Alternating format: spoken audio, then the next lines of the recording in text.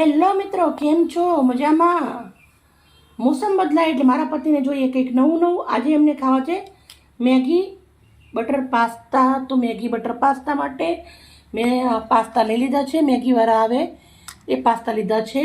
આપણે બટર નાખવાનું છે અને કેવી રીતે બનાવવાનું છે, શું શું નાખીશ, વિડીયો તમારા જોડે પૂરો શેર કરીશ. મારો વિડીયો સારો લાગે તો પ્લીઝ મને એક લાઈક કરજો. વિડીયો બનાવવાની રીત ચાલુ કરીએ. સૌથી પહેલાં મેં એક વાટકો ભરી અને પાસ્તા લીધા છે. ગરમ પાણીના અંદર આપણે એને ઉકાળવા, કઢાઈના અંદર મેં પાણી ગરમ મૂકી દીધું છે. પાણીને સરસ મજાનું એક ઉકાળવા આવવા દેશું. હું મેગી પાસ્તા બનાવું છું, તમે આવી રીતે મેગી પણ બનાવશો તો બહુ જ સરસ લાગશે. પાણી ગરમ થઈ રહ્યું છે. પાણીના અંદર આપણે સૌથી પહેલાં નાખીશું અડધી ચમચી મીઠું, અડધી ચમચી હળદર. હળદર નાખવાથી પાસ્તા ખાવાથી કફ નથી થતો હતો. બાળકો માટે હળદર સેહત માટે બહુ જ સરસ હોય, પણ બાળકો આવી રીતે ના ખાય હળદર. પણ તમે આવી રીતના બનાવીને આપો પાસ્તા, તો પાસ્તા જોડે હળદર પણ પેટમાં જતી રહે. પાણી મસ્ત ગરમ થઈ ગયું છે, તો હવે આપણે નાખી દઈશું પાસ્તા. આ પાસ્તા 5 મિનિટના અંદર જ ચડી જાય છે. આ પાસ્તા વધારે ચડતી વાર નથી લાગતી હોતી. પાસ્તા 5 મિનિટના અંદર આપણે ચેક કરી લઈશું. પાસ્તાને આપણે વચ્ચે વચ્ચે આવી રીતના વેલણથી હલાવવાનું છે, કેમ કે પાસ્તા ભાગી જાય ચમચો અડાડવાથી. એટલે આપણે આવી રીતે વેલણથી પાસ્તાને હલાવું છું. પાસ્તા મસ્ત મજાના ઉકળી ગયા છે, એકદમ મસ્ત લીચ્છા અને ફૂલી અંદરડા થઈ ગયા છે. હવે પાસ્તાને આપણે એક ચારણાના અંદર નીકાળી દેવાના છે. આવી રીતના ચારણાના અંદર બધા પાસ્તા નીકાળી દઈશ. આવી રીતના ગરણીનો ઉપયોગ કર્યો છે મેં. પાસ્તામાંથી બધું જ પાણી નીકળી જાય એટલે બધા જ પાસ્તા આપણે એવી રીતે નીકાળી દઈશું. પાસ્તા બધા જ મેં નીકાળી દીધા છે. હવે આપણે 1 ચમચી તેલ નાખું છું. હું થોડા આવી રીતે હલકા હાથેથી મસ્ત મિક્સ કરી દેવાના છે. પાસ્તા બહુ મસ્ત મજાના બફાઈ અને રેડી થઈ ગયા છે. આપણે કોઈ પણ જાતનો ફૂડ કલરનો ઉપયોગ નથી કરવાનો. તમારે રેડ ફૂડ કલર નાખવો હોય તમે હલ્દી ના નાખવાની તમારે.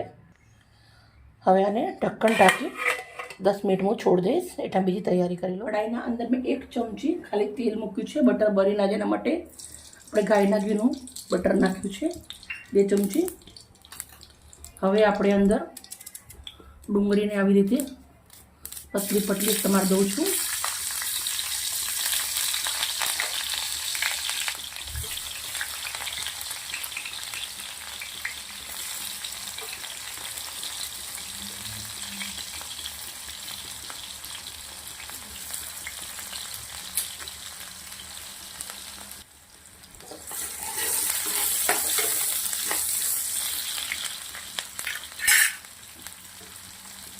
એક ચમચું આદુ અને લસણ વાટેલા નાખવાના છે.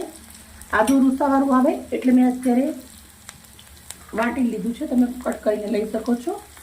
ગાજર નાખું છું, થોડું શિમલા મરચું છે, થોડા રેડ મરચાં છે તીખા.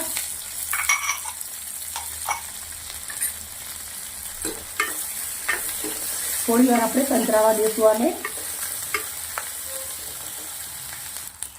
વેજીટેબલ આપણા સંતરાઈ ગયા છે. હવે આપણે કયા સોસ કરવા છે હું તમને બતાવું છું. સૌથી પહેલાં આપણે રેડ ચીલી સોસ કરવાનું છે. 2 ચમચી રેડ ચીલી સોસ નાખ્યો છે.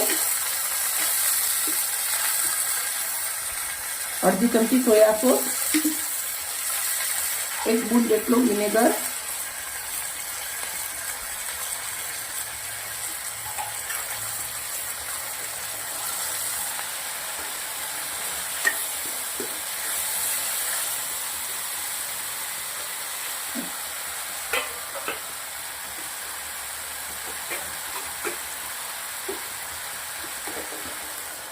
હવે આપણા પાસ્તા નાખી દઈશું.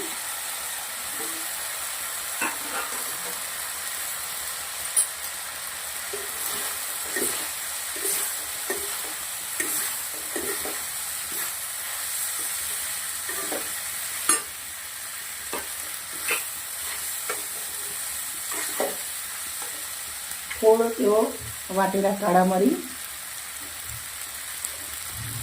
થોડુંક એવો આજીનો મોટો નાખું છું, એકદમ સ્વાદને બેલેન્સ આપી બહુ સરસ લાગશે. થોડું એવું મીઠું.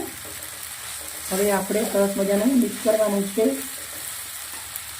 સાથે જ આપણે લીલા ધાણા પણ નાખી દઈશું.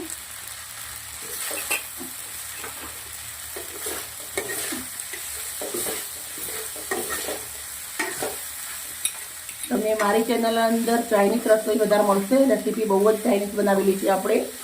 અલગ અલગ તરીકેના પાસ્તા બનાવેલા છે, બહુ જ સરસ મજાના. તો આપણા બટર મસાલા પાસ્તા રેડી થઈ ગયા છે. 2 મિનિટ આપણે આવી રીતે ગેસ ઉપર રાખશું.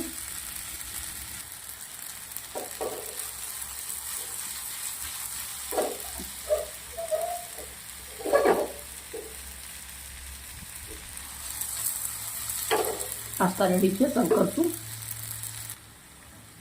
હું પાસ્તાને પ્લેટના અંદર સર્વ કરું છું. જલ્દી ઠંડા પડી જાય એટલે જલ્દી પતી એમને ખાવાની મજા પડી જાય. ઝરમર વરસાદ સરસ મજાનો, અને સાથે આવી રીતના ગરમા ગરમ બટરવાળા પાસ્તા એકવાર બનાવી તો જુઓ ખાવાની કેવી મજા પડે છે. ચલો આપણે પાસ્તા તો સર્વ કરી દીધા છે. મિત્રો આ પાસ્તા જેટલા દેખાવામાં સારા છે, ખાવામાં તમને એકવાર બનાવીને ખાશો તમને મજા આવી જશે.